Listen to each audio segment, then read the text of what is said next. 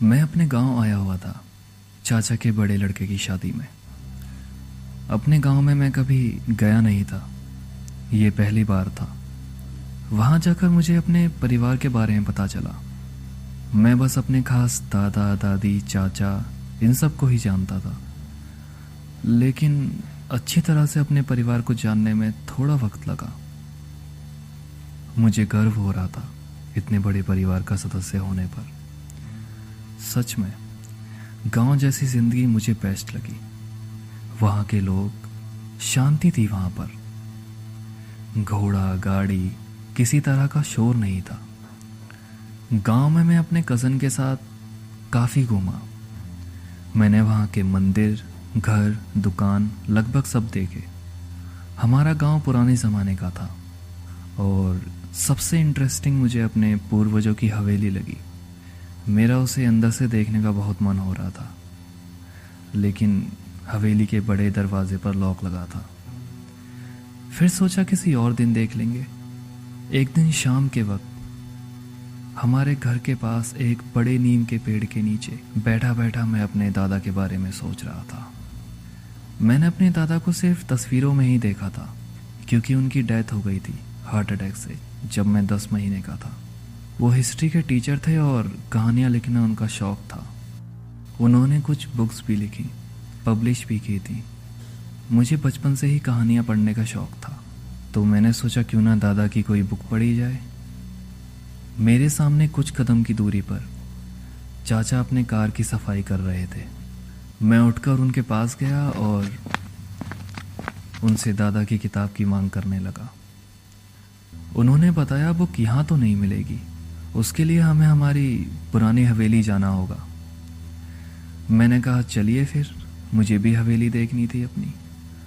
फिर उन्होंने बोला सुबह चलेंगे, अभी वक्त बहुत हो गया है। मैंने कहा ठीक है। मुझे सुबह का इंतज़ार था।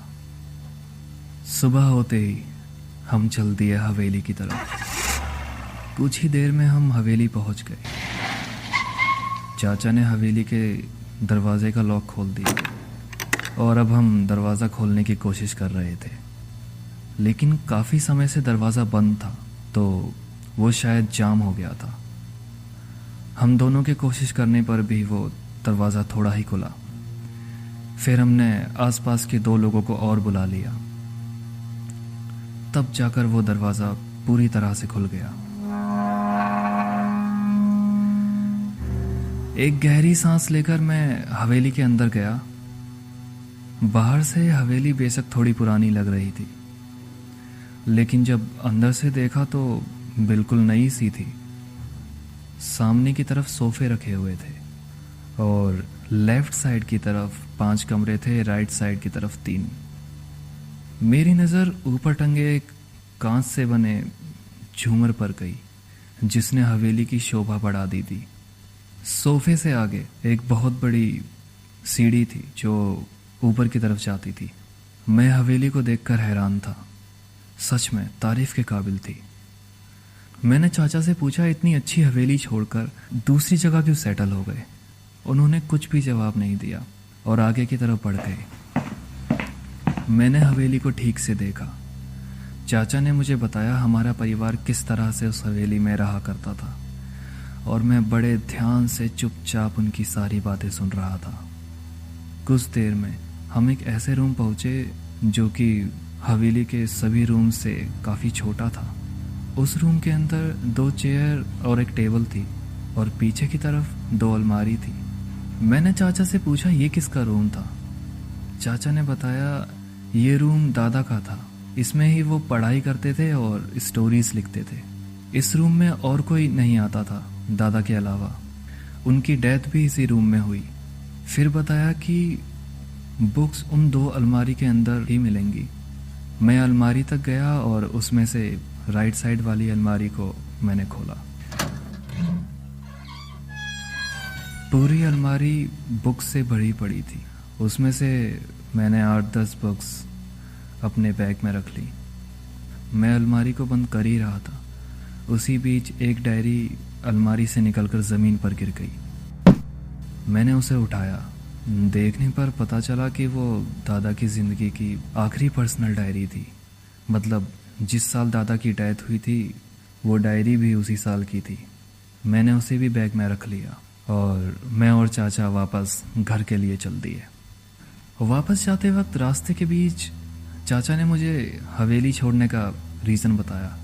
उन्होंने कहा हमने हवेली इसलिए छोड़ी थी क्योंकि जब से दादा की डेथ हुई तब से कुछ भी अच्छा नहीं चल रहा था। ऐसा हो गया था जैसे घर का सुख चैन सब उनके साथ ही चला गया हो। कोई ना कोई परेशानी आती ही रहती थी। कभी कोई बीमार पड़ जाता तो कोई मरते मरते बसता। लड़ाइयाँ तो रोज़ ही होने लगी थी। शांति का नाम ही नहीं था बिल्कुल भी। इस तरह की परेशानियाँ बढ़ती ही जा रही थी। तो हमने अपने गांव के एक जाने माने पंडित से बात की। इस बारे में उन्होंने बताया कि हवेली छोड़ दो, उसमें कुछ गलत हुआ है। वो हवेली में रहना आप लोगों के लिए ठीक नहीं। अब तब से हमने हवेली छोड़ दी और सब ठीक हो गया। मुझे उनकी बातों पर यकीन नहीं हो रहा था, पर क्या पता उनकी बात सच हो।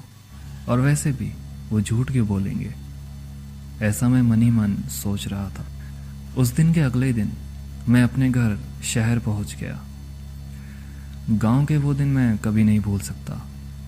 हर एक दिन मेरे लिए मेरी लाइफ का यादगार दिन था। मुझे बहुत कुछ सीखने को मिला वहाँ से। मैंने अब दादा की बुक्स को पढ़ना शुरू किया। मुझे जब भी वक्त मिलता मैं उनकी बुक पढ़ता था।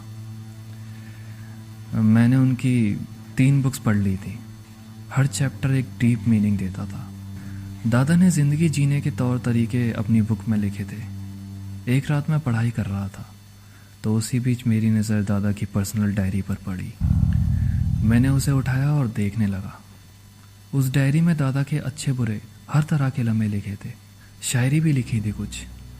मैं बस ऐसे ही पन्ने पलट पलट कर थोड़ा थोड़ा पढ़ रहा था। डायरी आधी ही भरी थी, लेकिन उसके कुछ आखिरी पन्नों ने मुझे परेशान कर दिया।